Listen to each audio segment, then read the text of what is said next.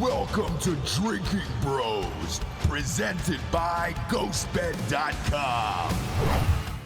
Yeah, welcome to Drinkin' Bros Fake News, everybody. Bringing you the realest, fakest news of the week. D'Anthony, we're here in Wilmington, North Carolina. We're queer in Wilmington. Well, are we? I guess. I don't know. Because we can be, right? Yeah, you can do whatever you want here. There's some places where you can't. Which we'll get to at the end of the show. There is a lot of places out there. Well, you may be thinking they're not accepting it. You may be thinking Mideast or China, and you would be right, but not completely. The Middle East or China, maybe. Who knows? Jamie, I like the setup here. We're back in Wilmington. This is nice. Go to that wide. Look at that. Look at this. Look at the Hard AF Seltzer, and look at us today. It's lit nice. I love what you've done with the place, Jamie. We appreciate it.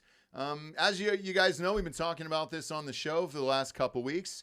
Hard AF Seltzer is now live on the east coast of North Carolina, Wilmington, 4 other counties, all the way up to the Outer Banks. We're in Total Wines down here, Randall's, and then we will be doing a meet and greet tonight from brunches from 5 p.m. to 9 p.m. Free Hard AF Seltzer, free food.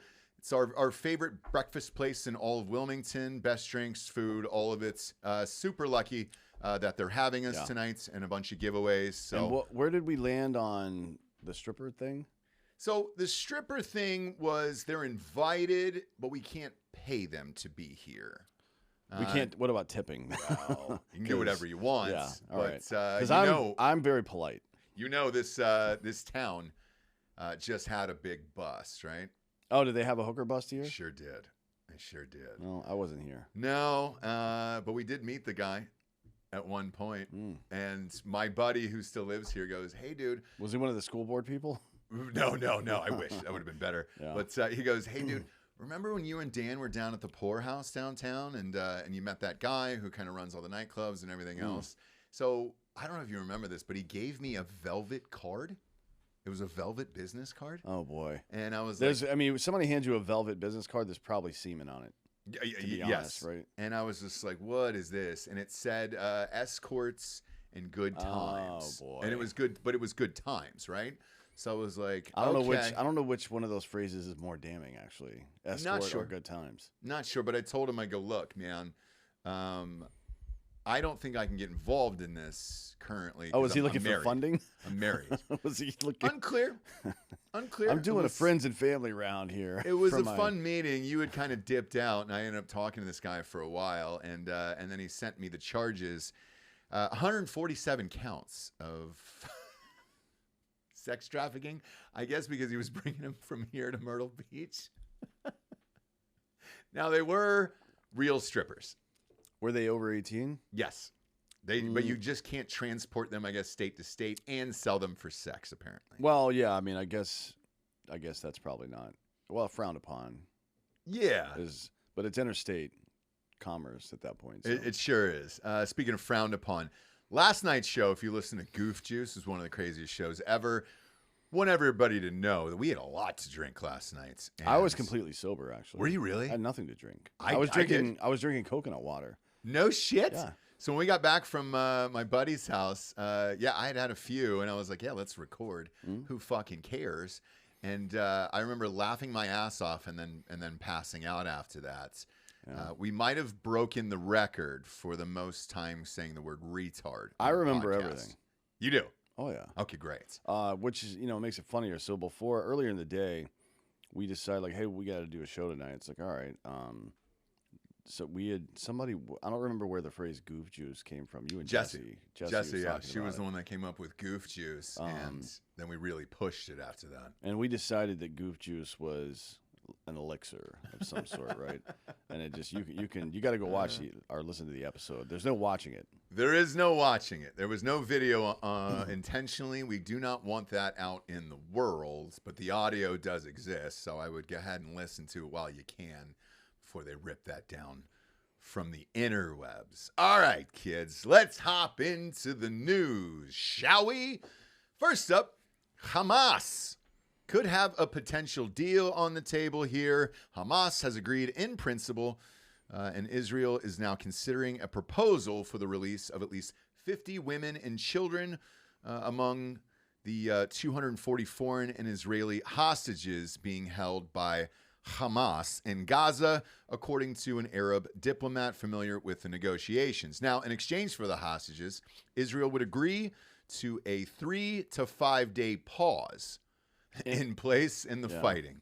That means they're not going to withdraw any troops, but they'll stop advancing. Right. So it's a ceasefire for 5 days. Sort of. To get them out of there. Yeah. Is this normal? Like, has this happened before? Yeah, okay. Yeah. Well, I mean, so Israel and Palestine have had 150 official ceasefires since Israel became a nation. Jesus Christ. Okay. Since 1948, right? Actually, that might be since 67. Holy since shit. the 6-day war. I don't remember when it started, but yeah, it's something like that. 150 total ceasefires over the course. Let's say I think it was 67, so that's 50 fucking some years. I mean, 55. Mm-hmm. That's yeah. Boop, boops, boopies. Boop. 55 years. That's 3 ceasefires a year, folks, for the last half century. So with this, I just out of curiosity here. Obviously, they're going to bring in increased humanitarian aid to Gaza and all that other shit. Yeah. Now they raided that hospital. Remember the one where a bomb exploded in the parking lot, and they're like, "Oh, fucking blew up the whole hospital." Like, I've been as critical as any reasonable person can be about the way Israel prosecuted the early part of the war, not because I give 2 fucks about Palestine, but because you're doing exactly what they baited you into. I'm not going to go into that anymore. I'm tired of it. But if you believe the stuff that like the Palestinian Health Authority says, or Hamas, I'm not calling them Hamas anymore. That name sounds too cool for them. They're a bunch of bitches, man. Hamas. It's Hamas now. Hamas. Or just Hams. Sure. Hamses, maybe. Fuck them. Muslims love pork. They do love it, yeah. They love it so much they can't go near it. They're like an addict, right? Yeah, but it's like, that was all made up. But then now we've got guys inside the inside the hospital, and it's just like cases of grenades, crates of AKs, and fucking all kinds of crazy bullshit. And it's like, well, I was watching MSNBC this morning. They're like, oh, those are for medicinal purposes. Those are for the hospital. Sure. They didn't actually say that now. Yeah. But it's like, yeah, nobody's surprised by that, right? That Hamas was using kids and women as human shields. They set up sniper positions to kill civilians who were trying to escape and shit like that. I don't know. Not surprised in any way by that. Well, I am, and here's why. If you give up these hostages, what else do you have that stops Israel from turning that place into a parking lot? Because I think, I mean, that takes away the main reason for Israel to continue pressing hard on them right now is that there are hostages there. So if they give them up, then this is the typical way to go about this. You throw down your weapon and surrender and wait a while and then attack them again, right? Right. It's the same thing the Iraqis did when we invaded there. It's the same thing the Taliban did when we invaded Afghanistan. You just, like, once you know that it's an unwinnable situation, you fucking live to fight another day. And then, you know, they fight the long war. They don't fight the same way we do. It's not like, okay, now we've got victory and that's over for this battle. It's like, okay, now we're trying to annihilate Israel. And if it takes 1,000 years, it takes 1,000 years. That's I understand that, but I think if you give up these hostages, just based on the footage we've seen, I mean, they're this close to turning that whole goddamn place into a parking lot. I don't know why it would stop then. And then the other part of this is once you get the Americans out of there, and I know you guys have been working with them and Save Our Allies and all that other stuff, what do we give a shit for anymore? So if Israel just goes bombs away after the ceasefire is over and we get all the hostages back, to me personally as an American, I'm checked out of it then. The only thing I give a shit about is getting the Americans out of there. Yeah, I think there are allegedly 12 Americans left or something. Okay. That's what I heard. I don't know. Jamie, is there something wrong with my single? No, why? I was just curious. You look You great. keep going to the wide.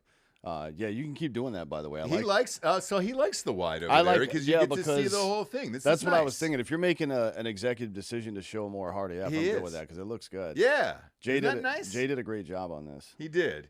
But Anyways, yeah, I mean, it's like if the U.S. recovers our people, that knocks down one of the biggest. One of the most frequently used arguments by people who are pro-America get involved in this situation or at least fund this situation is that there are Americans still held hostage. Now, we talked about this a little bit last night with this Candace Owens, Ben Shapiro thing, and with she went on Tucker, and Tucker discussed how like there wasn't the same level of outrage. There isn't rather the same level of outrage for the invasion that's going on at our southern border right now as there are for 12 Americans overseas. There was more outcry for Brittany Griner than there are for U.S. service members who are held in Russia right now. You know what I mean? It's like he was just kind of pointing that out, and they're like, oh, but there's actual Americans being held in Israel. It's like, yeah, there's Americans being held in Russia too. Mm-hmm. I mean, yeah, that's something to consider. If Hamas gives them up, then I agree with you. I don't know that there's any reason for us to be involved in any way in this anymore. Not only not being and involved. It would be really smart by Hams to do that too. That would be a very smart tactical decision on their part. Yeah, I agree here. I just I'm watching everything that's going on in the streets here. Right. I don't know if you saw the shit in DC last night and everything was going on. Yeah. Isn't that going to be really embarrassing for those people when this deal's being worked out between Hams and the Israelis already, and it's just a bunch of white ladies at the Capitol. You gotta work and beer, or they'll probably take credit for it. These we put so much pressure on Israel. Like Israel doesn't give a fuck about you, dude. No. Like not man. I cannot explain to you how little Israel cares about you. You dumb white bitch. But yeah, the fucking they interviewed a bunch of, I think it was the Washington Post did this. They interviewed a bunch of diplomats, gave them anonymity and shit, but pretty much every proposal back and forth has included not capitulation on Hamas's side or anything like that, but definitely get back it's a non-starter unless we get the hostages. Yes. Right, which is good. And then, the main diplomat involved says, we should be hearing back today from Hams, and then from Hams agreed to the general outline and then gave some request to Israel. And if Israel agrees, this should be like over in a matter of days, at least this part of it, right? Right. And then the ceasefire would take place, and then after the 5 days, then they can go back to or whatever, right? But murking each other. But if they reject it, what I read was, if Israel finds Hams terms unacceptable, they're just going to go fucking full Hams again. Yeah.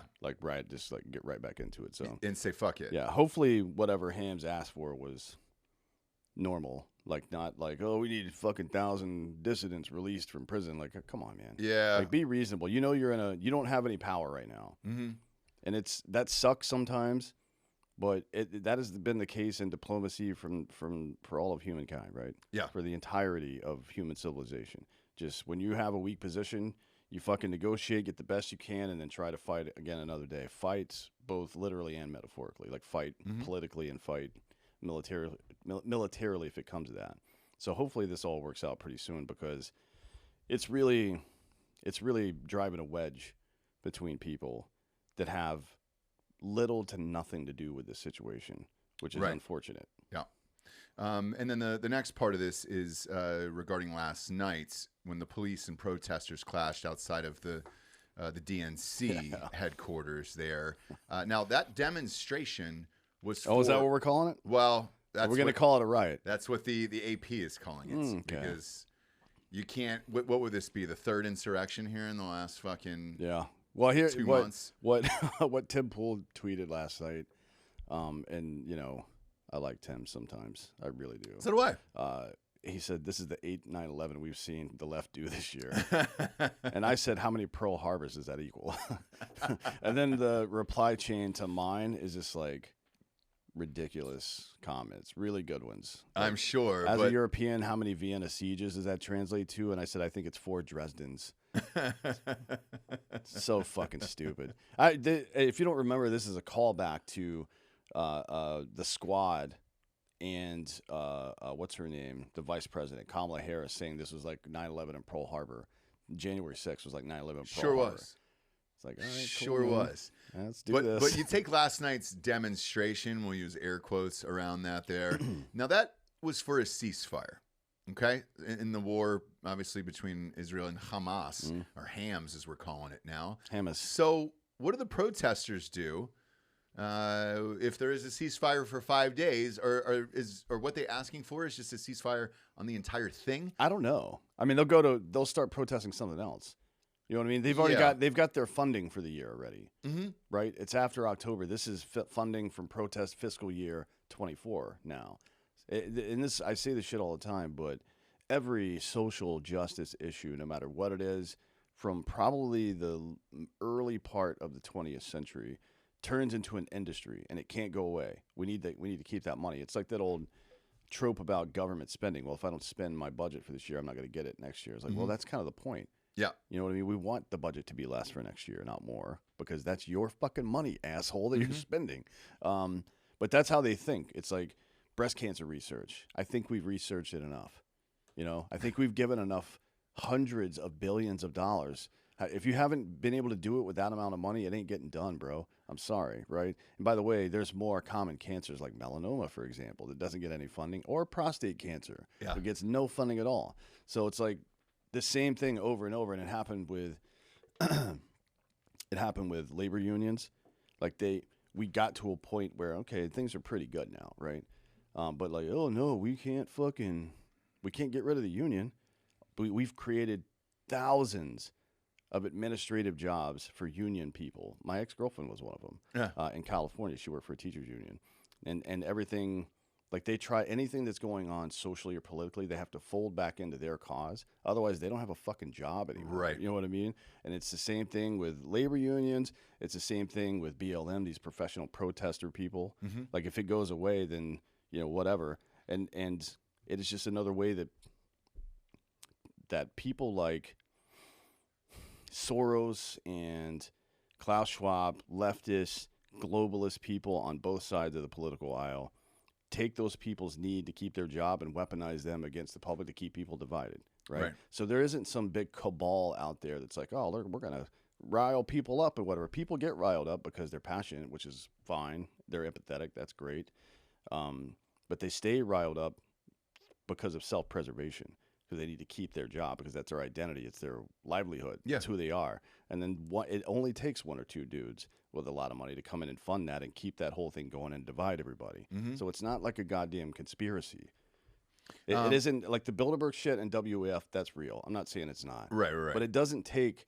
Nobody's whiteboarding all this shit out. It's not necessary for that to happen. That's why you, as an individual, standing up and saying no and explaining to people calmly and not trying to dunk on them why the fuck what's going on is going on, right? And then helping them solve their problems locally before the goddamn government shows up is so fucking important. It insulates us from this bullshit. So stop believing in fairy tales and fucking do something. Last night, though, was extremely interesting because Hakeem Jeffries, the House Minority Leader, was actually trapped inside that building last night. So was Anna Polina and a bunch of others. Anna was there with her husband and her baby. Really? Yeah. Shit, dude. So they were stuck in there. Capitol Police said about 150 people were illegally and violently protesting. But they did make 2 arrests. Why are we saying protest? Like, they did make 2 arrests, though. That's it?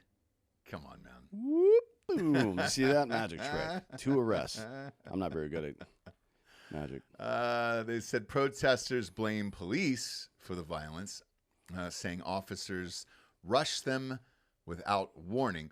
Well, that's what happens when you surround a government building. Sure. Yeah, I mean, if like I'm fine with this too. Let's have this discussion. If what they were doing after being asked to leave by the authorities is not trespassing, then drop the charges on every motherfucker that went to January 6th. That's it. And then we'll fucking call it even. We'll stop pretending like any of this is real, and we'll go back to our fucking daily lives. Let these guys out of their 18, 20-year prison sentences. Yeah. for getting mad that people were fucking over their country. Yeah. You know what I mean? They reacted, I think, reasonably, frankly. Well, the interesting part of all of this is, it's one of them here saying, it's shameful the way that nonviolent protesters and members of our community were met with violence last night. Fuck off with all that shit. You're all wearing the same. They're all wearing, by the way, identical brand new T-shirts and hoodies that somebody was magically able to make overnight that were the perfect sizes for all these fucking people. They're all, I'm with you, professional protesters for this fucking bullshit that are being shuttled around here. But going back to January 6th, if you're going to set the precedent for that, and these arrests mean nothing and all this other shit, let all those people go. The interesting part is Jack Smith, is still gearing up this January 6th trial against Trump right now, while all three of these goddamn things have happened in the meantime, and they're starting to release footage of it because obviously Trump's lawyers are asking for discovery there. I don't know if you read the article about the ghost fans that are showing up at these places. No. Yeah. So the ghost fans are, they look like passenger vans for movies. They can hold anywhere from 12 to 18 people in them. They just show up. They're parked on the side of the road. People get out and magically protest, and then they leave in them. At the end of the day, somebody's paying for these. Do they have permission slips from their parents? You're that close to a field trip and at that point. Grab your buddy's hand. Don't lose your buddy. Uh-huh. You know what I mean? These people are fucking retards. So somebody was in a Senate hearing this morning. They were asking about the ghost buses, and they said we're not allowed to talk about it. And the next question from the senator was, well, great. How many people were there on January 6th from federal agent wise? And they go, we can't tell you that either. Yeah. Well, guess who you're going to have to tell? The jury in the Trump trial, because that's what the entire thing is about. Yeah. I mean, if you want a conviction. Yeah, if you want a conviction. Because you'll have to do that. So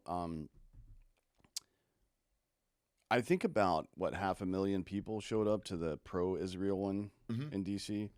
How many arrests? Boy, I don't know. 0. Was there really? How many violent acts were there? Yeah. You know what you didn't see. And look, I talked about this last night about Shapiro. It's good to have your culture and shit like that, and it's good to be supportive of quote unquote your people or whatever. I'm fine with all that. But if it comes before being supportive of America, wrong. Right. But what you didn't see at that Israeli pro-Israeli protest are people ripping down the American flag and putting an Israeli flag up there. But that is exactly what you see at literally every pro-Palestine. It's like they take the American flag down and put up a Palestinian flag. Now, I'm not sure if you're familiar with this, but that is kind of a declaration of war, right? And oddly enough, I'm frankly shocked that this happened. But the State Department put out a letter.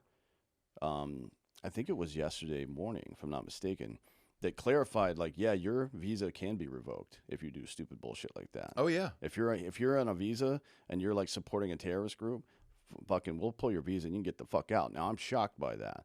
Although, there's a lot of Jewish people in politics, so fair enough, right? But hopefully we can in the future apply that the same way.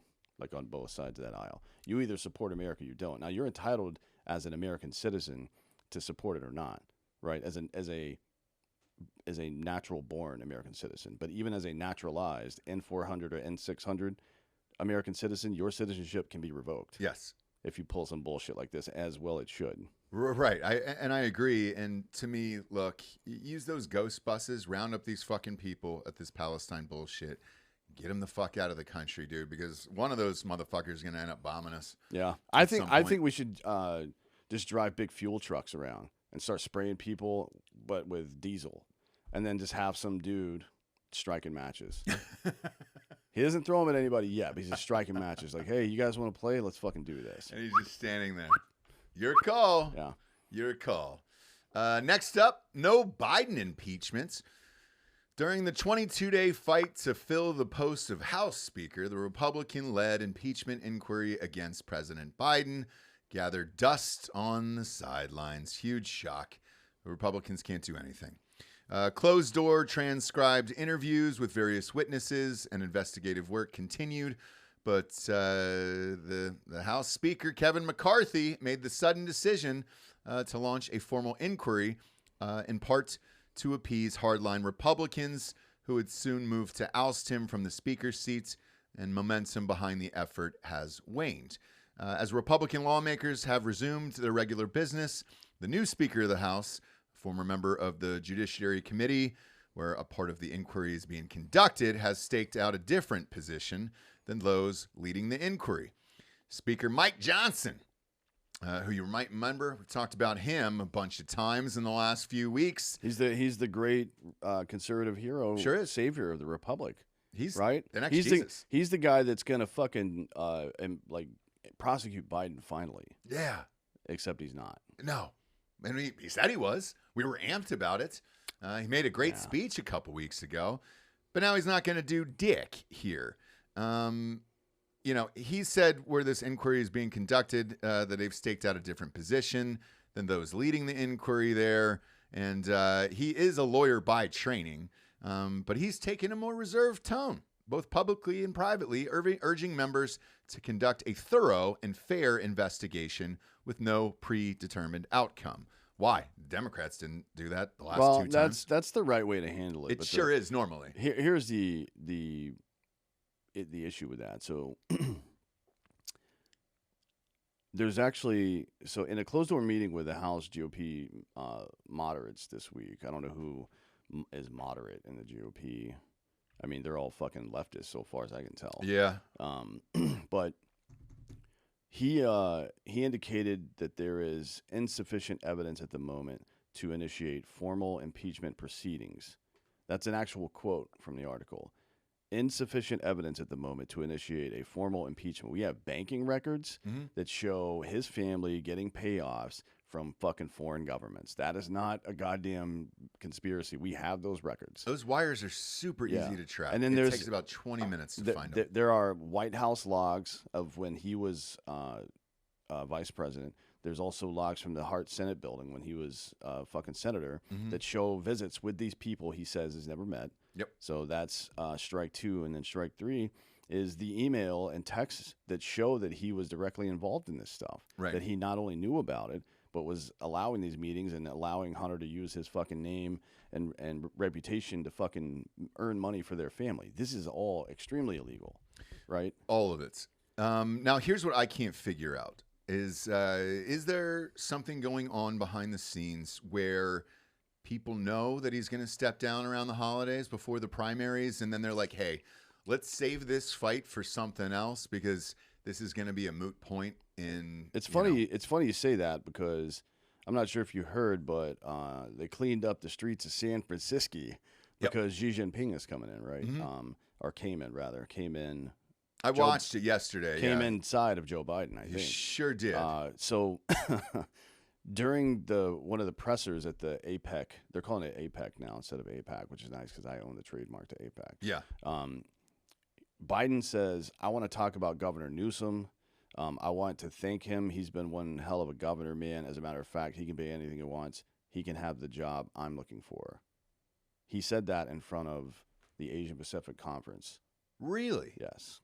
He's pretty much anointing Newsom as his successor at this point, which, Kamala's got to feel bad about that because I'm pretty sure she and Newsom have worked together for a very long time. He was mayor of San Francisco when she was the district attorney, and then he was governor while she was both the AG and a senator there, if I'm not mistaken, right? So they've known each other for a very long time. She's clearly getting passed over. I don't know what she's going to do after this. Who really fucking cares? Because she's a useless human being. But it's very clear that Biden is lining up Newsom to fucking cover down on him. And the fact that he said that in front of another world leader, you know what I mean? That's like...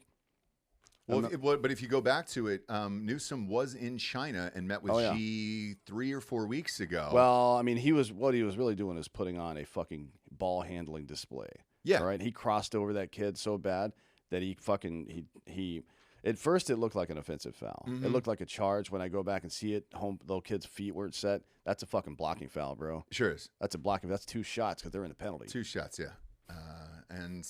Crossed him up. With that, this certainly seems like that's what's happening. So I wonder if they know about it, and then this would all be a gigantic waste of time at this point. Maybe. But then again, it seemed like a gigantic waste of time when the Democrats went after Trump the second time, and he had already lost the election, was heading out of office, 2 weeks later? So I'm not really sure why you don't follow through with this, at least to save face for the party and say, hey, we're going to have some checks and balances here. Well, here's what Don Bacon, who's a Nebraska senator or Nebraska congressman, said.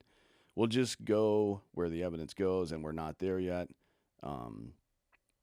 Most of us are saying, look, we can't even get a single Democratic vote on this right now. I think the voters will reject what they are seeing when it comes to Biden policies, but high crimes and misdemeanors, I don't think we've seen enough, blah, blah, blah, blah, blah. Yeah. So if you read into that statement, what he's saying is we could charge him, and Congress could charge him, right? The Senate won't convict. So they might be banking on doing what was done to Trump, which is once you have or wait until after the 24 election, if you get both houses of Congress, whether Biden's president or not, you can still impeach him after the fact, right? And you can get your conviction. Okay. If you have the Republican Senate as well, in addition to the Republican House, you could get an impeachment then. Because right now they're right. That's a true statement. They could not get a conviction right now. There's no. I don't care what the evidence is. They're not voting to impeach. They don't Biden. have the numbers. Yeah. Gotcha. Either way, all these guys, man, no matter who they pump in there, it's just loser after loser after loser. The Republicans, you mean? Yeah. Mike Johnson. I mean, this, again, we'll go back to what you said earlier. You know, this guy was supposed to be the dude, the fucking MAGA hero and all that other shit. He's doing nothing. He's just a religious zealot. I mean, he went back on the stump yesterday saying that the so-called separation of church and state is a misnomer, that it's not in the Constitution. It's just something that Thomas Jefferson said off the cuff in a letter to Danbury one time. It's like, all right, cool, man. It does say that Congress can make no law supporting or whatever the fuck, supporting or prohibiting a particular religion. That's very true. Now, how do we adjudicate things like that? Because, you know, this comes up a lot. The anti-gun folks would say, well, they didn't have 30-round magazines and so-called assault weapons then, right? So we have to kind of take what they meant by it and then map it onto today. Two of the three people primarily responsible for writing the goddamn Constitution, that is to say, Thomas Jefferson, who he's referring to and saying he was wrong, which is odd. Yeah. And then John Adams, who wrote in the Treaty of Tripoli in 1797, his first year as president, or the year that he won. Was that the year? That was his first year as vice president.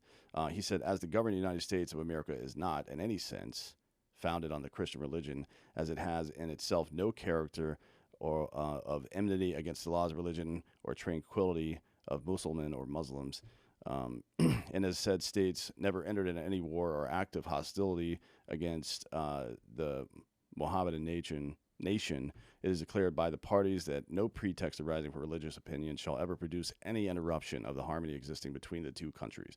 He said directly and from his official office that we're not founded on just Christian values, which we were to some degree because British common law is certainly informed by Christian values, and a lot of the founders, himself included, were Christians. But what he's saying there is like, we're not bound by religious law. We have a constitution, right? And what Jefferson was saying is we're not bound by religious law. We have a constitution. Two of the three people responsible for writing the Constitution say something in very clear terms. It isn't that that makes it law. It just clarifies what the law meant when they wrote the first fucking amendment, right? And that doesn't mean, again, I want to be reasonable about this. If you are a Christian serving in Congress, you would be crazy not to have your Christian values inform your decision making, right? That's just how it works. If you believed in anything, that would inform your decision making. But he's like on this fucking warpath. And in the same way that Erdogan and Turkey started this slow roll towards Islamism over the past like 10 years, it's like, what's the purpose of this stuff, dude? Why are you trying to like fucking divide people? Dave Smith and Laura Loomer had a really good conversation about Israel and Palestine last night. And she said a number of alarming things. She's an idiot, by the way. But she said, she compared the Quran to Mein Kampf. It's like, slow down. Why do we always go straight to Nazi on that? Like everybody's going 0 to Nazi real quick every day. It's a lot. It doesn't make sense to me. She also said that that nobody being sworn into office, Congress or the White House, should be able to take their oath on a Quran, right? And Dave Smith's like, well, does that mean you think that Muslims should be prohibited from holding office in the U.S.? And eventually she said yes. Yeah. It's like, this is where it leads. I'm not anti-Christian. I'm not anti you and your Christian values informing the way you think, because I think Christian values are pretty goddamn good, frankly. But when it becomes a litmus test for office, you have crossed the fucking line. And that's what this guy's doing, man. Not only is he doing that, which is completely unacceptable, but he's also not doing the shit we wanted him to do, which is to get rid of this motherfucker, right? It's just like, at what point, we've been asking people who are wrong about all the COVID stuff for years to just admit you were wrong, right? That's it. I'm telling you to admit that you were wrong, not you, but people that fucking believed in this guy or believe in this fucking extremist ideology, you've got to say I'm wrong and move on. That's it. Otherwise, we're going to be fucked. And these politicians, they're like greedy little attention whores, man. The more attention and praise you give them, the more righteous they think they are. You've got to knock these people down. Yeah, and I know with Mike Johnson and a lot of these guys, what they're running on in this upcoming election and over the past year is that America has gotten away from these Christian values, right? And I agree with you. The values, they're right. In the they're right about that. They're correct. It is, but if that's your driving force in government to enforce laws or not enforce laws, like that should not be a part of your decision making. We should be talking about the values, right? Right. Like if you want to talk about like, hey, we're informed by Christian values. Here are the values, and here's why we believe them. Like I don't need the religious part. The values stand on their own, right? Because they're correct. With or without any religion attached to those values. Which makes your position way stronger, by the way. Totally. But with or without any religion to those values, the values themselves are correct. Yeah. Like, yes, love thy neighbor and everything else. Like, there's nothing wrong with it, but let's just not have it inform your decision making or how you think about other people in office and whatever they believe in. I would just appeal to your sense of reason. The Bible has been used to justify some pretty bad stuff over time too. Like, if you're going to make the case that the Quran calls for constant jihad, like war against the infidels, then you got to make cases about like Jericho, or where Sodom and Gomorrah, where God annihilated people, or I don't know, the flood where he killed the entire world, or whatever, or just things that are encouraging people to kill their own children if they're disrespectful. You know what I mean? It's like nobody in modern Christianity or Judaism takes those things seriously. No, Sure. No reasonable person thinks that we should go execute people because they're rude. No reasonable people think that. So the goal should be not to fucking and I say this all the time, that the form of Islam practiced in the Middle East is it's just incompatible with modern life. And right? I agree. But the goal should be to drag them into modernity. Like, hey, here are all the good parts, like the 5 pillars. The jihad and the 5 pillars is about a constant war, but not real war, right? Yep. And one of them is like alms giving to people, taking care of the poor and needy and shit like that. Just generally speaking, Islam just hasn't updated the way that modern Christianity has. That's the real difference. So you can go find passages in either one, and the defense will be like, oh, we don't do that anymore. It's like, well, so the goal should be to get them to not do that anymore. Right. Not to say they're all evil, because they're just regular people who believe different shit than you. They're at a different timeline. We just got to fucking drag them up here, right? Yeah. And that's what a lot of libertarians are dismissive of the Abraham Accords, and I know that there's a lot of backroom dealings and stuff. A lot of money's being made on it. But just normalizing relationships between people, the closer you get together, the more likely you are to have shared values when it comes to human rights. That's what really does it. You can't shame somebody into getting rid of all their Uyghur concentration camps. Yeah. It just doesn't happen. But anyways. I agree. That'll lead us to our first sponsor here. Our title sponsor is ghostbed.com/Drinkin Bros. 50% off Mattresses, sheets, pillows, adjustable bases, everything in the entire store is 50% off right now for the holidays. It's a big ticket item to get a brand new bedroom set there. If you're like me and my wife, we usually split something over Christmas. We got kids. No need in buying each other 30 gifts or something like that. This is an excellent one that'll last you years, and it's great for the rest of your fucking days sleeping. It's the best. I've got them in every single room in my house. Dan does. We've had them for years. Love. Ghostbed.com/Drinkin Bros. Highest savings they've ever offered in the history of their company. Take advantage of it now. Promo code Drinkin Bros. Doesn't matter how many items you put in there. So if you need 5 sets of sheets or pillows or whatever it is, promo code Drinkin Bros at checkout gets you 50% off over there. Plus, when you check out, you're going to see a 3-year pay-as-you-go program, no interest, as long as you have somewhat decent credit over there. And when you check that box, yes, the 50% off is still good for that. So load up. I think they let you do it once. You might as well take advantage of it now. And, by the holidays, maybe you got people coming in for Thanksgiving or Christmas, Kwanzaa, Chanukah, whatever you celebrate, and they could be sleeping on a brand new ghost bed from ghostbed.com/Drinkin Bros. That promo code Drinkin Bros is going to get you 50% off over there. Next up, New York City Mayor Eric Adams under investigation. You don't say. FBI agents seized New York City Mayor Eric Adams' cell phones and an iPad after stopping him in the middle of the streets following a raid on his fundraising chief.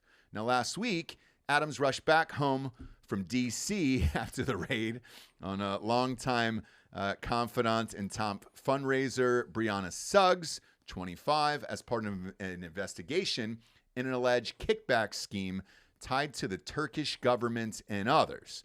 After news of his devices being seized broke, Adams told CNN, "He has nothing to hide. As a former member of law enforcement, I expect all members of my staff to allow the law and fully cooperate in any sort of investigation, and I will continue to do exactly that." The New York Times reports that the FBI officials approached the Democrat on Monday night on the streets and asked for this security team to step away. Hey, you want to get your guys out of there or not? And the agents climbed into Adams' SUV, took all his devices, and at least 2 cell phones and an iPad. The devices were returned to Adams within a couple of days. The FBI can make copies of the data seized devices if they have a search warrant, which they obviously did. Adams, 63, revealed this week that he has retained a personal lawyer. Yeah. So, what had happened was when Adams was running for mayor in 21, I don't know if this woman, Brianna Suggs, is the one. I don't know if she flipped on her or whatever happened. Really don't know, but there are text messages between Adams, who again he was the Brooklyn borough president, which I think is like what do they call it, alderman in Chicago? I don't think they call him that in New York. And he was the nominee, so he was the Democratic nominee for mayor in New York, which means the mayor, right? Because I don't remember who ran against him from the Republican side, but anyways, or maybe there was just an independent. I don't really remember. I forget. Yeah.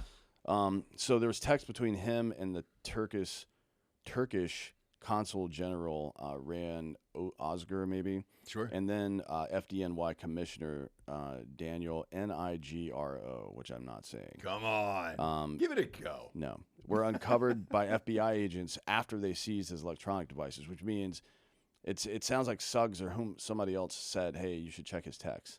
And they checked them and they found these texts, which seemed to suggest that Adams helped fast-track the Turkish government's new diplomatic headquarters in Manhattan.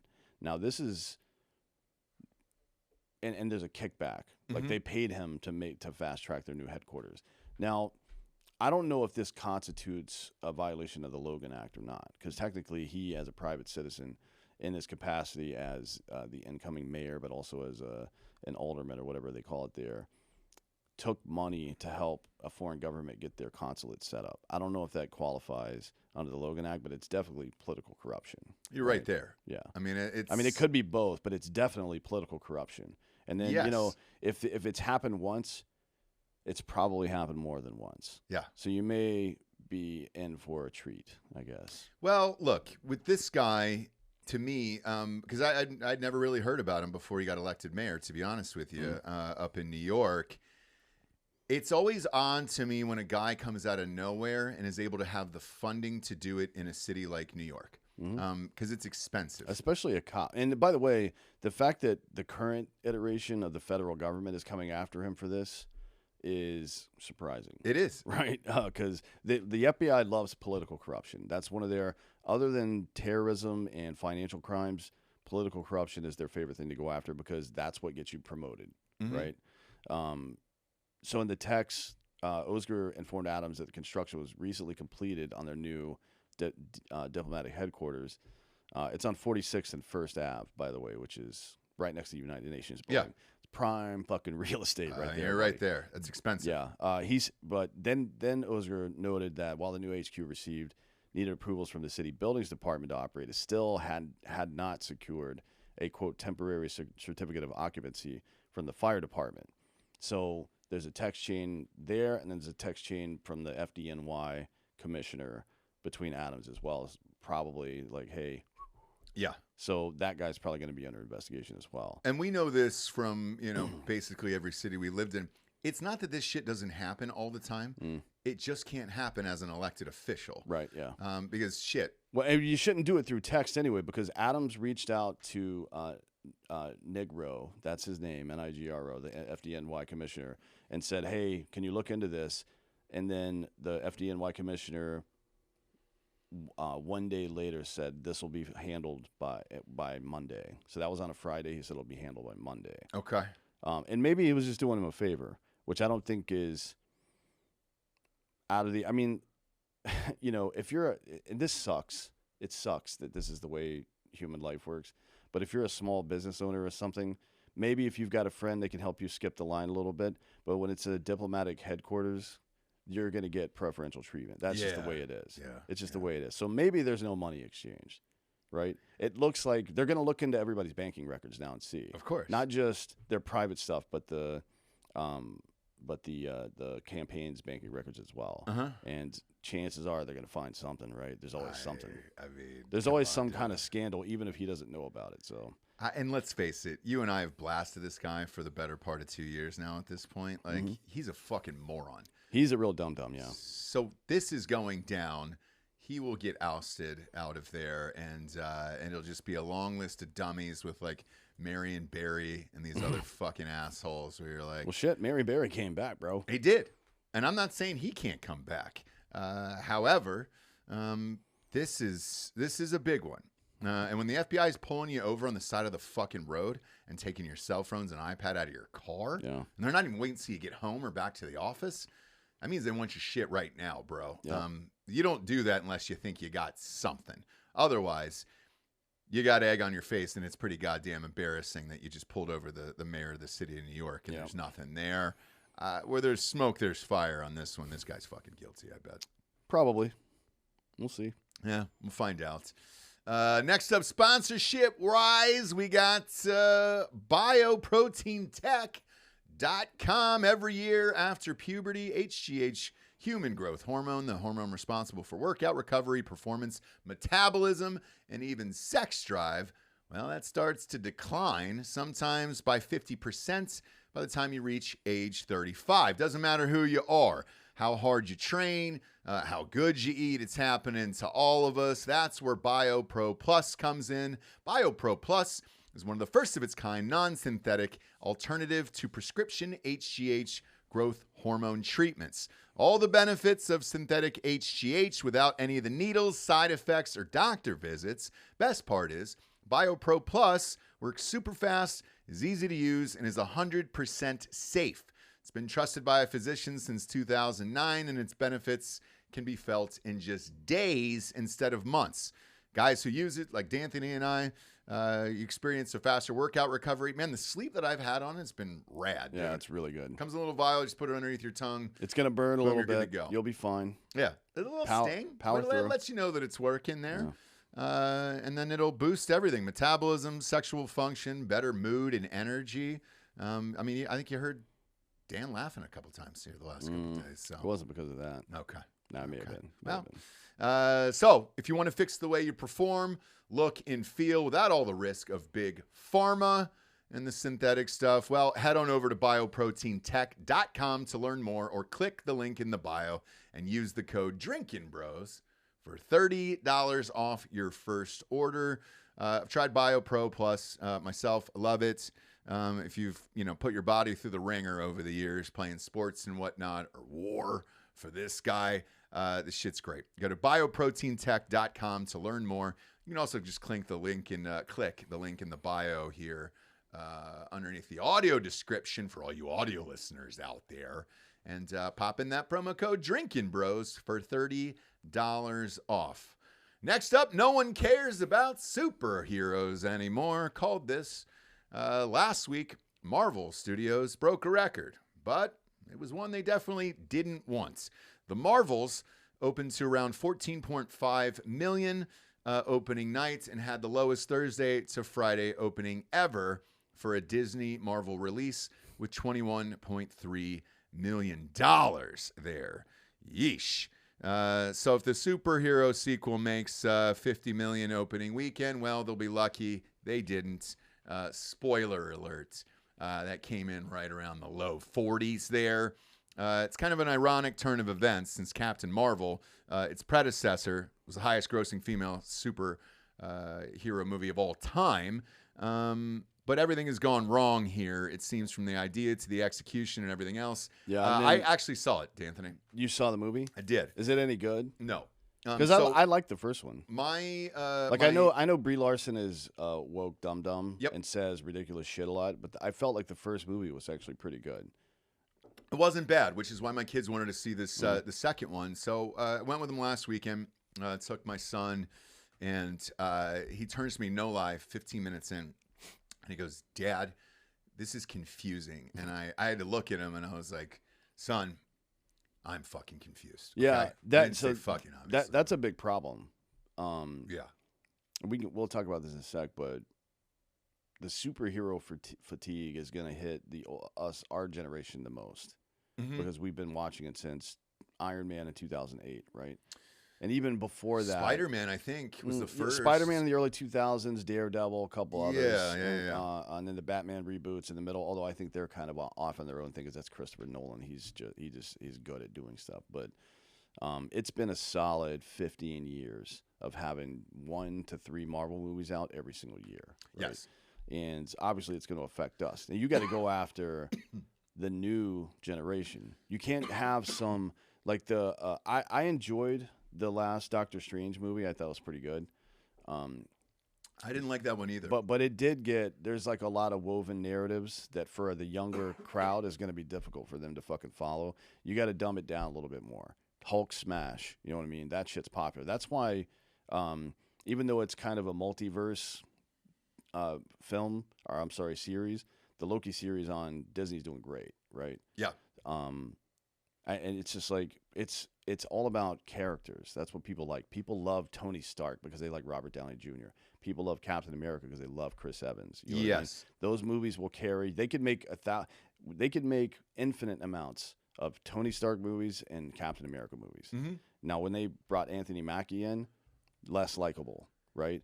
They're having a hard time. They're reshooting that. It didn't test well. Yeah, I mean, it is what it is, and it's nothing against him. He's a good actor. He's been in other stuff where he's really good.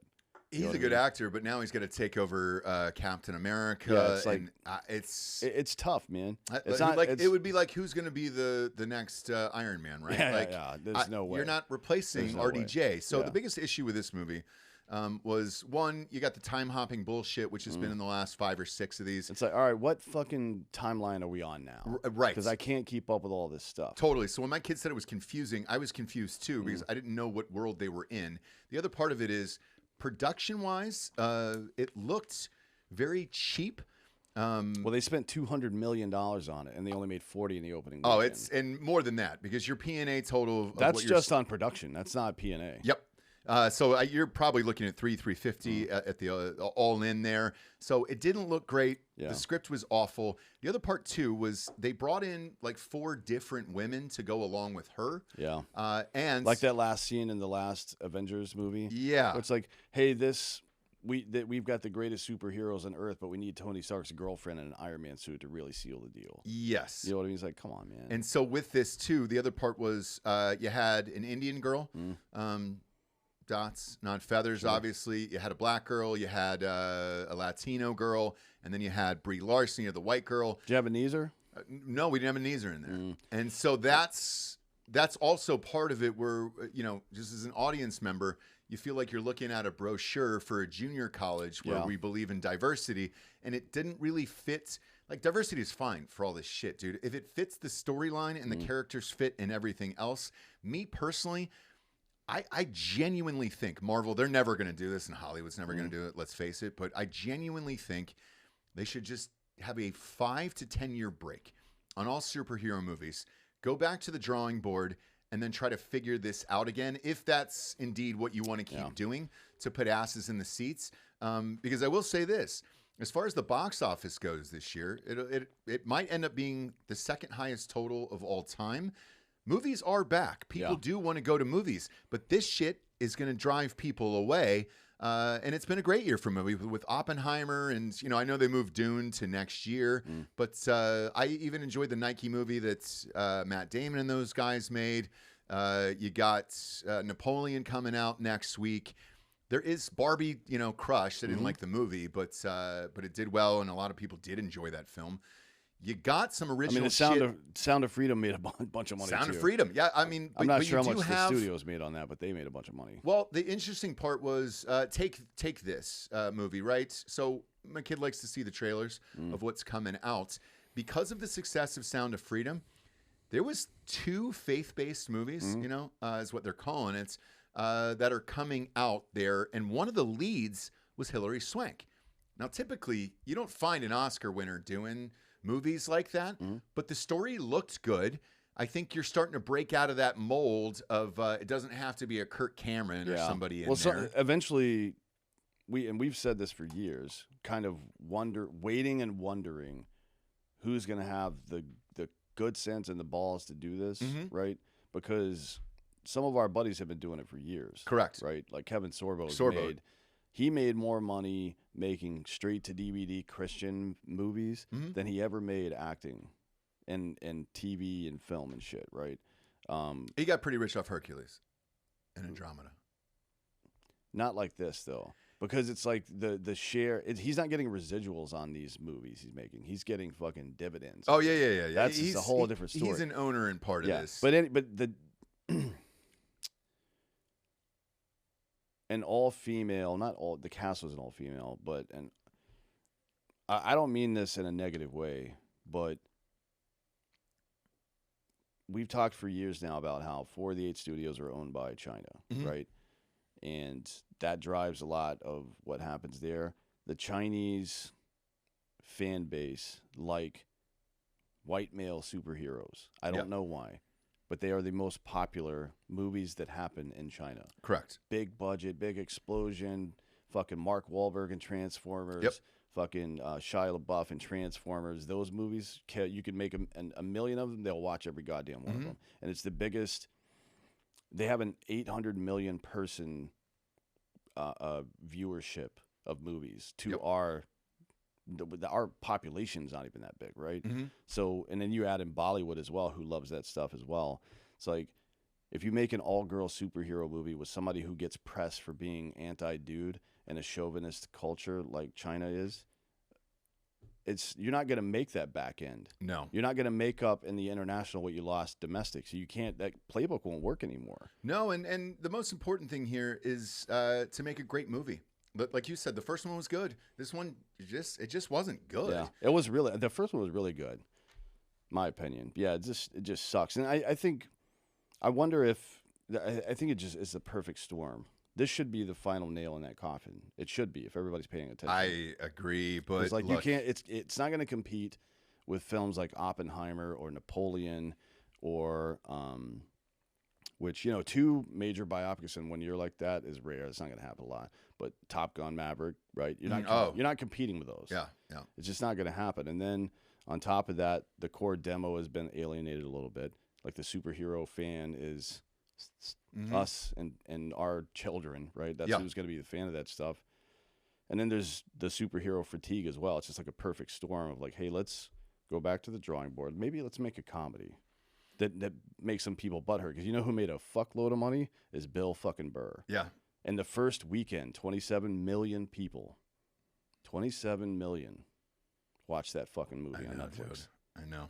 27 million. Yeah. Now it's not like going to the theater where they get maybe $3 per view, right? It's not that kind of conversion because it's on Netflix. But if they want to make another movie, if they want to make what was it called? Angry Dads? Yeah. Angry Dads 2 or whatever. They're going to get paid $50 to $100 million to make that movie, not including the production. That's how much money the director, producer, and main stars are going to make. You know what I mean? And I'm sure they will, by the way. It crushed. But yeah, look, I take a 5-year break. They're not going to. I know Captain America's coming out with Anthony Mackie and all that shit. That's going to bomb as well. I hate that too because I like the Captain America stuff, and I like Anthony Mackie as an actor too. They're setting him up to fail. They're setting up a lot of black actors to fail because you should just give them their own original material. And I can promise you this, man. I've sat in these meetings for 20 years out there, man. It's there. There's tons of black writers that are great. There's tons of original black stories that are great and great black actors. All of this is fucking nonsense to me. And then you have them play a white character. No, people are going to be pissed off about it, man. Jordan Peele went off and made his own way. Wrote his own original shit. Maybe you like it, maybe you don't, but he's made a fuckload of money, and most of the content's pretty good. I'm not a horror guy, right? So it's hit or miss with me, but people that really like horror like everything he puts out now. Yeah. Not everybody's as talented as that dude, obviously. He's pretty off the charts, but there's so many of those people. Tons. There's so many of you people. Yeah, there's so many of those, like you're trying to wedge women and minorities into pre-existing roles when they have their own fucking ideas. Yep. Why are you doing that? And then the scripts are great. I've read them. So I'm not really sure. Next up, China is normalizing relations with the U.S. Joe Biden and Xi Jinping met for the first time in over a year for high-stakes talks on Wednesday to try and bury the hatchet amid dangerously escalating tensions between Washington and Beijing. Now, the two leaders met for 4 hours at a historic home outside of San Francisco. Their encounter began with a warm, double-clasped handshake. I love those. I love the old, Oh, is that what I... So for me, it's hand on hand, and then my other hand is on the butt. Oh, you go butt. Okay, great. And I pull him in close to me, and then kiss him on the neck. Yep, right there. Yeah. Yeah, I go breast, and then very similar here. Well, if it's a woman, I might consider that. The hilarious part about this is just even thinking about these two guys meeting. Did you watch any of these clips? I watched Xi Jinping, who, you know, fair enough, is 10 years younger, be as, you know, dominant and clear as he typically is. Yep. And Biden's just rambling, and his staff had to kick the fucking press out because he started rambling about stuff. At the press to get the fuck out of there. Man, to be honest, I feel bad for those guys. That's got to be the worst job in the world right now, being one of his staffers. I don't even know what to compare it to. It's like you took your reformed Nazi new boyfriend to your fucking Jewish family's like high holy holidays, hoping he doesn't say something. You know what I mean? Yeah. Or they don't notice the swastika on his neck. It's like the most anxiety ridden. You know something's gonna happen. They're making him wear tennis shoes now so he doesn't fall down and shit. Did you see the look in? I think it was Anthony Blinken's eyes when he was just like, "Oh my God, can we shut this guy the fuck up?" Because he's just the old man. Now, luckily, Xi doesn't speak English, so maybe he didn't know. Xi Jinping speaks English. Does he really? Of course he does. Why does everything go through a translator? Because it's a power move. You think so? Yeah, I know so. Oh, I like Chinese that a lot. do business in English. No, I know, and he's but a like, businessman. You always wonder, like, hey, that's great. I didn't know that. Oh yeah, he speaks English. That is a power move, dude. Yeah. To not tell anybody and then demand a translator to give it to you. You know why you like doing it as, especially if as a non-American, is I get to speak to my translator and tell him what to say to you. Mm-hmm. And while you're looking at him and he's telling you what I just said, I'm staring right at you, picking up all of your micro expressions and all that stuff. Right. That's why it's a power move. Oh, it's amazing. It's like knowing Spanish when the fucking, the maids come over and you're like, oh, they fucking hate me and my whole family here. Or they're planning on stealing my drugs. And if you would just ask, I'm a generous and benevolent God. You understand? Drogas? I will provide. Yeah.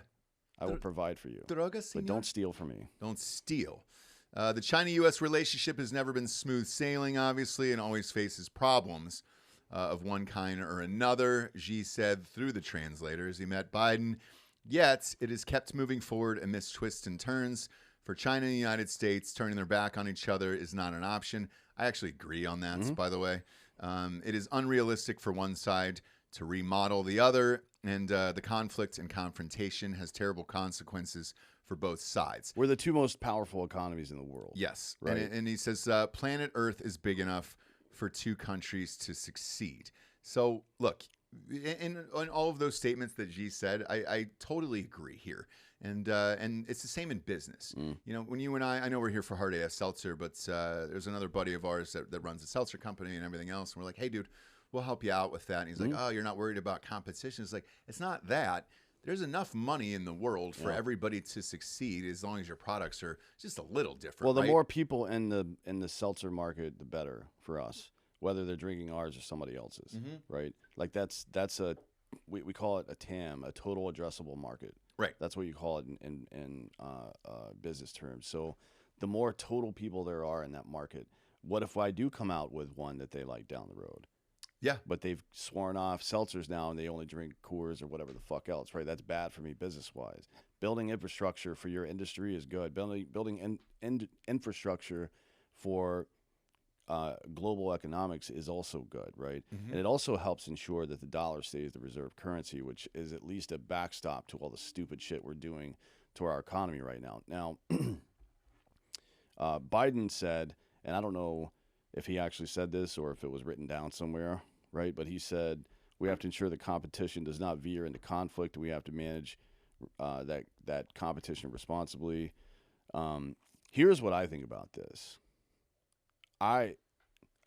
If China is smart, and they usually make good moves, right?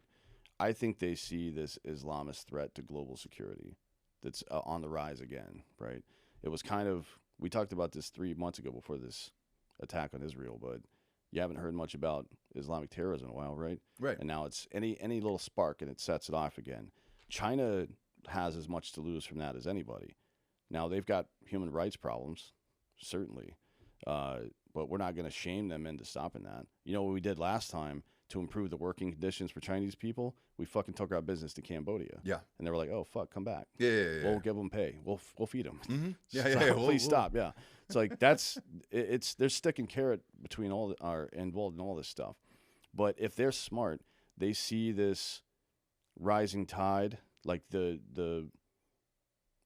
Strait of Hormuz and even the port up, the shipping lanes north of Israel there, and then the shipping lanes between Africa and Europe and stuff like that. These are all really important for international business. And if there's fucking blockades and suicide terrorism and constant protests everywhere all over the world, it's bad for business everywhere. Yeah. China cares about business. Yeah. They've made good business decisions over the last 20 or 30 years, right? And you have to protect against that. And their best ally to deal with radical Islam, frankly, is us and Russia. Yep. Right? The reason that, and again, I'll talk about that Dave Smith thing that was on Zero Hedge. Russia and China are more responsible for getting rid of ISIS than we are, right? All we did was fund Syrian rebels who were Al-Qaeda. Yeah. Oops. Yeah, whoopsies. Right? And it was because they were anti-Ba'ath Party. They were anti-Syrian regime. Russia and China just directly funded Bashar al-Assad. Mm-hmm. It's like, that's distasteful. Yeah, he's a bad guy, but ISIS is pretty rough, man. Like somebody that's bad to his own people is decidedly less bad than a transnational terrorist organization. It sucks that we live in a world where you have to make those comparisons. Just like, oh no, that's bad and that's bad. Fuck that. I'm out. Like, all right, well, you're going to deal with one of them. Right. Right? Unless you want to fucking have total control of the entire world, right? Yeah. If you want to be a global government, I don't think anybody on our side wants that bullshit. You do have to deal with somebody. So I don't know. I mean, they've and now Saudi Arabia is shooting down the Houthi rockets that are coming from Yemen into Israel and shit. Mm-hmm. It's like we're entering a new phase here. I think people are kind of getting fed up with this shit. I hope so. And look, as much as I hate Biden, I think this is a smart move, and it's a great move. And I think it's one that's, especially in the time that we're in, that you just described here with all the shit going on all over the world. You don't want to piss off China and vice versa, and we actually need each other because God forbid that something else fucking popped up. We're stretched too thin around the world with all this bullshit here. The one shocker that I have with this is why San Francisco? Because it's the largest Chinese population in America. It is. Okay. Because I was trying to figure that out. I mean, you've been to Chinatown, right? I have. But there's a bunch of Chinatowns everywhere. Not like that one. Not like, I agree. New York is, it's close. It's actually, I think the food in Chinatown in New York might be better. But the cultural displays in San Francisco are fucking dope. Yeah, I'll go San Francisco on that one. I used to love going down there all the time. It smells really bad. But the food there is so fucking good.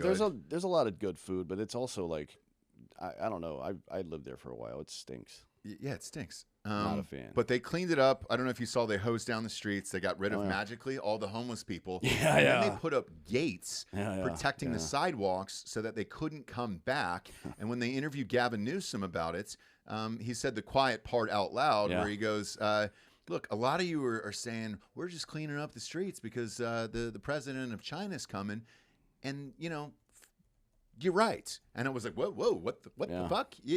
So why didn't you just do that? It's your own state anyways. It's been fucked for the last 15 years. He said that when you have company coming over, you clean the house. Yeah.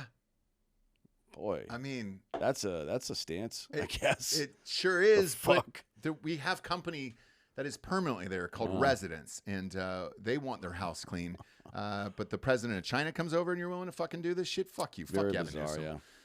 Fuck all politicians, except for George Santos. Ah. So the first real nugget we've gotten out of this investigation into him is that he's apparently been using campaign funds on OnlyFans subscriptions. Yeah, sure has. He did announce, though, breaking news, that he's not running for re-election. Oh, no. I know. So I know it's a shocker, but he will not be running next year, and he's all done with there. So RIP to him and his career and everything else. I don't know how long he'll end up going to jail for all this other shit, but it's fun. And hopefully he used some of the campaign money on AdamandEve.com, largest sex toy store in the world. If you go there, we've shown this many a times in Austin on the channel. I found out that's what we're getting dinged for, is showing dildos and vibrators and shit, by the way. So we can't show the pictures anymore. The cock rings, the sex dolls, we can't show it to you anymore. But they've got the largest selection of sex toys you could ever want on this planet. You want to talk about a fucking great Christmas gift for you and the loved ones. It's that. All right, but here's the deal. You get one item, 50% off, and free shipping. You say to yourself, Ross, what's the fucking big deal with that? There's like, I don't know, 30,000 items on there. I'm not lying. Like, there's like 30,000 items. So choose wisely. Sit down with whoever your fucking partner is and really pick out the one you want. And then you get 50% off with the promo code Drinkin Bros at checkout and free shipping at AdamandEve.com. Who doesn't love stringing up their Christmas tree with anal beads? You know, just wrapping anal beads around the whole Christmas tree. I'm pretty sure they make some that have LED lights in them, so. Be great. Why not? It'd be fucking great. But now's the time to go to AdamandEve.com. Use that promo code Drinkin Bros for 50% off and free shipping on your favorite sex toy, brother. Enjoy it. They're the best in the business. Got some shit myself from there. Next up, got the Taliban on ice. Jamie, I believe you have this video here. Well, let's intro it first. Jamie, get that video ready. Yeah. So a video uploaded to YouTube and circulated around social media appears to show AK-47 armed Taliban security forces patrolling the streets on rollerblades. Yeah. Like gay dudes in the Castro or the Village. Yep. in the 1990s. Which is great. Just cruising around. Actually, they're bringing it back now. I don't know about in the Castro, but the East Village, there's dudes on rollerblades. Oh, yeah. The shortest possible shorts. I thought for a while it was like Marines. Right. Because they do that shit too. I don't know if you've heard of Rudy Reyes or Donnie O'Malley, but Rudy's fine, but Donnie's all in now. oh yeah, he's gone full dick and balls out. So several could be seen skating between traffic alongside a truck. I mean, they're in full kit with their rifles, helmets on, and on rollerblades. I mean, it feels like a goofy, campy kind of dystopian movie from the 80s or something. But it's real. You know what I mean? Oh, it's fucking real. And they shot a trailer as if it was like a hype video for Ohio State, Michigan. Where But this one's good, though. Fuck? This one's, you remember that IRGC, the Iranian, like monkey bars and doing barrel rolls and shit, and everyone's like, what the fuck are these guys doing? Let's just play the video. Yeah, because Jamie, it's fucking funny can you as pop shit. with the video up here? Because it is good. And we do want to give him a shout out for this. There you go. It's like Marty fucking McFly, bro. It's just pure And look, insanity. Why rollerblades? I don't know. I guess to be able to chase down criminals, maybe. With AKs, like, Well, yeah, they gotta, do you know how hard it is to fucking shoot a gun? on And here's rollerblades? like what was rollerblading, because there's like, if you watch the full, there's 22 minutes of this. Sure. If you watch the full video, there's like a bunch of these dudes, right? So how was rollerblading? I've never been into this. Was rollerblading really popular there already? You know, all these cultures around the world seem to be about 30 years behind America, so maybe it's just catching up. Or did they spend the last 6 to 12 months training dudes to rollerblade? Or With guns. when we had that withdrawal from Afghanistan. Did we leave a bunch of rollerblades behind? Is that what it was? It was like a box of like 100,000 sets of rollerblades. I like the one dude without his mask on. He's got balls. Yeah, he's just I'm gonna fucking pussy. But this dude's got a beret and a fucking headphones over the top. The surprising part is What do you think he's listening to? probably Drake. No, this is just a replay. Probably of listening back to Rollerblade. that one, Drake. But as I'm watching this, I was unaware that the city was this big and they actually had shit. I just took a picture. It was all mud huts. and shit like that. They got a couple of cities. Anyways, you can cut this, Jamie. Yeah, you but can- it's fun. Congratulations, guys. There's more video. There's a video of people being slingshot. So like holding hands with one guy who's holding onto the truck and then he slings him forward and stuff. They've been working on moves. So are we going to see a Taliban division in the roller derby? Right? I hope so. Because that would be remember Hulk versus the Iron Sheik back in Sure the day? do. One of my faves. Is it a classic? I mean, you bring that into rollerblading, and I'll fucking watch. Oh man, dude, It's just so goofy. Like, how is this even a thing?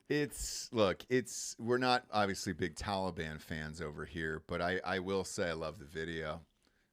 They did it and they got it right, and they made rollerblading look kind of cool. Yeah. Usually you look gay doing rollerblading. Well, there's even you can see in this video. So I encourage all of you to go on Twitter and fucking look these videos up and watch all of them. And there's a task and purpose article as well that you can find some of this stuff in. But one dude is like skating forward and just flips around and starts skating backward, looking around and flips back forward again, like he's a defender in hockey or some shit. Yeah. I'm like, all right, you got some skills. You bro. got some moves. I can't skate like that. I can. I can probably shoot better than you, Yes, but skating, I can skate. not so much. Fun fact about me: I was actually a skate guard, a referee at a roller rink. Yeah, but that's a 4-wheel skate. It was. I didn't. That's So, different. by the way, you had the option of rollerblades, and I was like, "Nah, dude, I'm a 4-wheel guy." Yeah, Let's 4-wheel's do it. classic. It is. 4-wheel's like, I don't know. It's like driving a Harley instead of a fucking crotch rocket to me, right? Like, yeah, you might go faster on the rollerblades, but I look like a fucking badass, dude. On these 4 wheels, yeah. I had to take my kid to a roller skating party about 2 months ago, and they were asking some of the parents, "Can anybody skate and get out there with the kids so that, they don't fucking break their faces open?" And I was like, "Yeah, dude, I can do it." And everybody was shocked. They were like, "Jesus Christ!" And I was like, "Yeah, dude, I was a skate guard for a while. All right, I had the whistle and the whole fucking shit. So I can tell you their skills are legit. There, I can sign off on that." Now that's the second funniest story of the week. Yes. And the next one, good. I guess talk about Hard AF and the For thing sure. tonight, and then we'll get into the Hard last one. AF Seltzer now available all down the east coast of North Carolina, which is why we're here.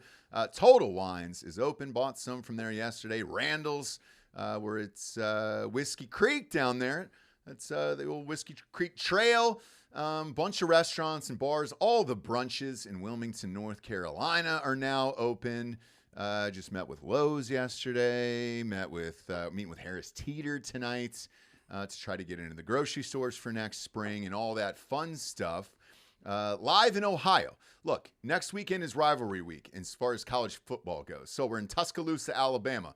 Go to that Shell station, 1405 University Boulevard, Corks and Tops right there on campus, and Rama Jamma outside the stadium. They're playing Auburn. Alabama's playing Auburn. We're in Tiger Liquors in Auburn as well. So look, kids, load up on the 8% for rivalry week.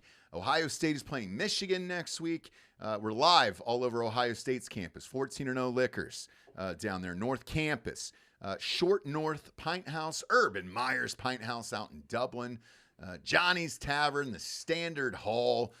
We're everywhere. Just go to the store locator and type in. We're in Westerville out in Ohio now. Bunch of locations everywhere. Saturday night's game is Tennessee against Alabama. Or no, Georgia. Shit, it's Georgia. So look, if you're in Knoxville, go to the Total Wines there. Go to the University Liquors there. Grab some 8% seltzers in Knoxville and rage, 8% wise. And we're also in the Amway Center down there. So if you go to a Orlando Solar Bears game or Orlando Magic or any of that stuff down there, just go to section 104 or 112 at that grab and go. Grab some, dude. Take the fam out for a cheap night and get rocked. And yeah, we're coming to Orlando again soon We to are. do an event. Fucking stop asking me. We'll be there. Don't ask me any more questions. We'll be there. Ever again. We'll be there. We're also going back to Tampa, meeting up with some folks in Tampa down there. So we'll be back to Florida very, very soon. And the easiest way to remember is just go to any Total Wines down there if you're in the area. In Alabama and all that stuff, any Piggly Wiggly. We're everywhere down there. Alpharetta, Georgia, Atlanta, you name it, dude. Just go to the store locator and you're good to go. If you're not near one of those 6 states, look, we'll still ship to your house, but we're down to, I think, like 36 states now. Just go to hardafseltzer.com today. And that store locator, just put in your city or zip, and it'll take you to the closest store near you. Some of these new stores in Ohio and North Carolina, it'll be updated shortly. It just takes a little while to get into the system there. But the ones that I just mentioned are live as we speak. Next up, public gayness was banned. Now, the reason why we did this Hard AF Seltzer ad right before this is the city it's in. It's the city that makes Hard AF Seltzer. It's where a brewery's at. So when this came up this morning, holy shit, dude. Locals of the Tennessee city of Murfreesboro, where Hard AF Seltzer is made, are using a recently passed ordinance basically prohibiting homosexuality in public as a loophole to ban library books they consider gay. Yes, this is a real story. This is not fake news. This is real news. The rural town of Murfreesboro in June passed an ordinance banning indecent behavior, which includes indecent exposure, public indecency, lewd behavior, nudity, or sexual conduct. The rule seems overtly targeted at the gay community, as journalist Aaron Reed first reported the mention of Section 2172 in the ordinance, which states that sexual conduct includes homosexuality, essentially banning all forms of public affection for gay couples besides talking. So I think you're not allowed to kiss or hug, right, in public? As a gay? As a gay. Yeah, I guess that's what everybody's bitching about online. Yeah, this seems like one of those rules that was on the books 1,000 years ago or something, and it still is, and now the city is trying to weaponize it against like modern gaylords. Right. So obviously this is not going to stand up to legal scrutiny. No. But it is really funny, to be honest, that there assholes like this still exist. Funny might not be the right word. It's just fucking weird. But So citizens found violating this new rule will be barred from hosting public events, which how is that possible? I don't know. Or selling goods and services at those public events for 2 years. Now, if they're caught breaking the ordinance in the presence of minors, they'll be barred for 5 years. Oh, so shit. if two dudes kiss in front of a kid, then you can't sell your wares. You can't go down to the swap meet for 5 years, dude. Wow. You got a 5-year ban from the swap meet or from the what do you call it, the farmer's market or something because you're a gaylord. You can't sell like, those are pet you rocks. fucking kidding me, dude? Man. Obviously, there's legal challenges already filed against this. This won't stand up to any legal scrutiny. No court, even in the most fucking weird places in America, this won't stand up. It won't, but it's like, man, what the fuck are we doing here, guys? Like, this is just so fucking ridiculous. Man, this is some archaic rule that's been on the books forever.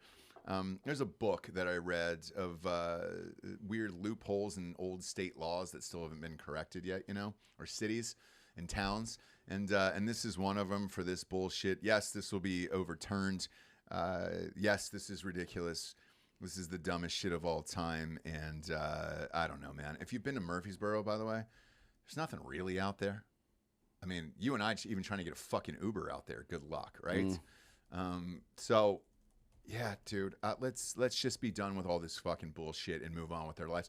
There's more important things in the world than this, okay? Holy Christ. All right, now's the point in the show we get to the Drinking Bro of the Week. Gonna give it to Jamie Henson. I don't know if you have a camera on you, Jamie, but shout out to you. Obviously, Jamie's old school homie here and was our producer in Wilmington before we left. But every time we come back in town, he's always down to shoot, always hooks up the podcast and all that other shit, even though his internet went out yesterday, Jamie. For fucking sports, we always have a home here when we come back here, which is why we're able to shoot these shows and get them out to you. We're also heading out to brunches here to shoot a show with the owner over there, and Jamie will be with us on that. And if you're at the event tonight, Jamie will be there as well. So cheers, man. Thanks for having us yet again down here, and we miss you. It's nice to be back home in Wilmington. Love it here. Pieces are beautiful. Brunches is awesome. And now Hard AF Seltzer will be in every single store and bar and restaurant down here. So thanks, you guys. We greatly appreciate it. Jamie, thank you for everything, brother. And looking forward to tonight's events. Now, if you can't make it tonight, you can still help out the show by going to iTunes and rating the show 5-star and leaving a quick review. Spotify. Just a 5-star and you can walk away. All right, here's a quick update on this because I know you're sick of hearing it. I'm sick of fucking saying it.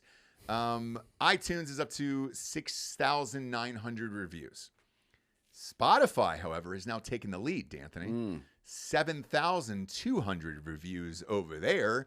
So we're only 2,800 away on Spotify. And once we hit the 10,000, I'll shut the fuck up. So if it is Spotify that hits 10,000 reviews first, I'll just say go to iTunes and rate the show a 5-star. Once both of them hit 10K, I'm all done asking. I will still not be answering any of your green texts. No. Don't send me that shit. No. Like, I appreciate the fact that you might use Spotify instead of Apple Music or whatever the fuck, but I'm still don't send me green texts. Find a way to work around it or email me. Spotify, by the way, is a superior. That's probably the best service, right? I don't know. Oh, it is. I use Apple Music. I use Spotify for podcasts and all that shit. It's the best. I do like the embed video, but they don't utilize the tech enough. No, but the tech is awesome. It is like good for yeah. Rogan and shit. Yeah. So, big fan. Appreciate you tuning in, kids. For D'Anthony Holloway, I'm Ross Patterson. This is Drinkin' Bros Fake News. Good night, everyone.